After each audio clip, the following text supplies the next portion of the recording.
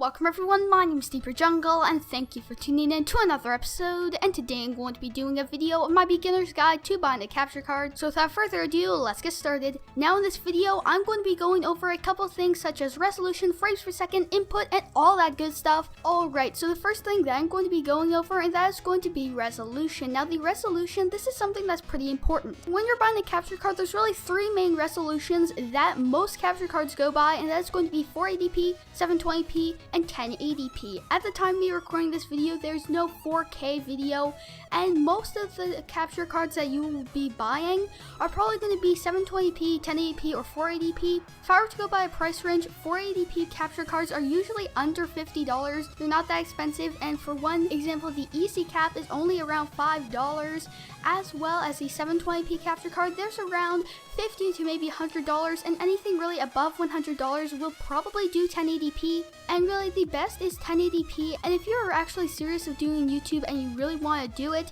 then I would recommend that you invest in a 1080p capture card, and that is just because it gives you the best quality. That is the standard on YouTube when you're doing like gameplay commentaries, like for example the one that you're watching right now. Alright, now that we got resolution out of the way, let's move down to frames per second. Now frames per second, most of them either do 30 frames per second or 60 frames per second. Now the best out of the both worlds, they being resolution and frames per second, and that is going to be 1080p 60 frames per second. But the only problem with that, those capture cards are very expensive. For example, the Elgato Game Capture HD60, the HD60S, or the HD60 Pro, those all do 1080p 60 frames per second, but they're around $200 to maybe $250. Also, one little tip that I do want to say about buying an Elgato capture card, this only goes for Elgato.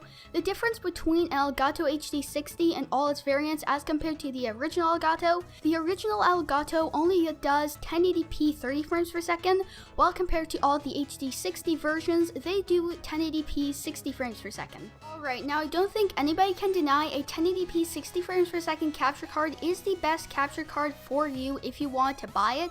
But one thing that I do want to say, if let's say you don't have the money, or let's say you do have the money, and maybe you could be like, oh, I could buy a 1080p 60 frames per second capture card, but I might not be able to get the microphone that I want or editing software and things like that, then I would say you should buy the 1080p 30 frames per second capture card in the case of the Elgato, buy the original Elgato as compared to the HD60, because really, other than that 30 frames per second, it's not really worth it. So in my opinion, I would say you should go with the original Elgato or the 1080p 30 frames per second capture card. Instead of going for the 1080p 60 frames per second capture card, you could spend that money on maybe getting a better microphone or a better editing software, and really diverse that money instead of just spending, let's say you have this amazing capture card but your microphone isn't that great. So now that we got the resolution as well as frames per second down path, let's talk about the input. Now really, when it comes to capture cards, there's really three different types of input. There's going to be one, and that is component cables,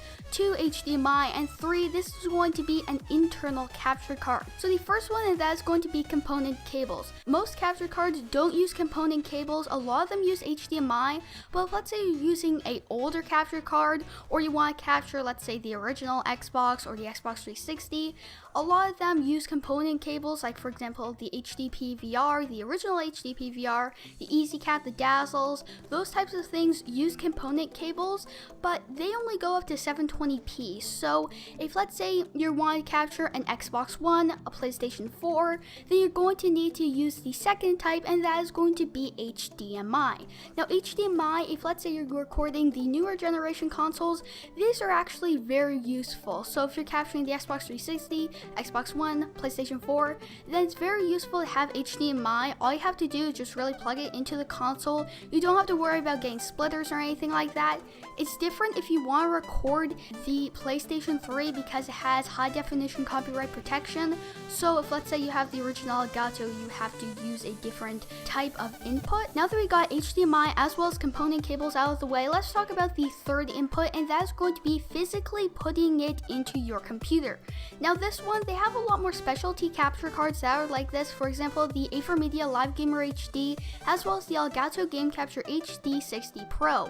Those ones actually plug right into your graphics card or processor computer, I'm not sure about that, but you actually have to physically open up your desktop computer and put it in there. Now, if let's say you have the setup and you are comfortable with opening up your computer and actually installing it, then this is probably the best option for you. But if let's say you're not comfortable with that, you don't know PCs that much, then I would say use the HDMI versions.